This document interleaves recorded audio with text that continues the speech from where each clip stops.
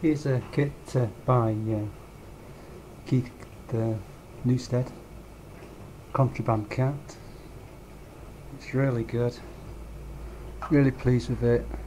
It's got a lot of motion, really easy to make, really good. There we go, let's have a look.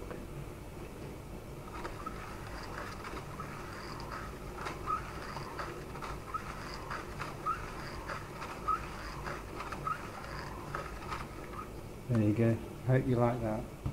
Okay, when you come to build this, you look at part 7, which is there.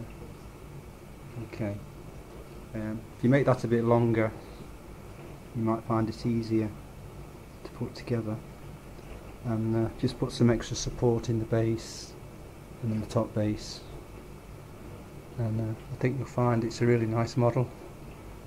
Kids will love it, and it's really easy to make.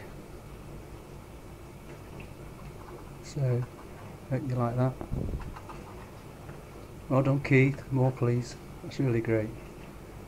Hope you enjoyed it. Let's give it one more turn.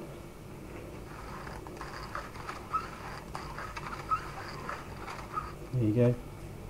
See you next time.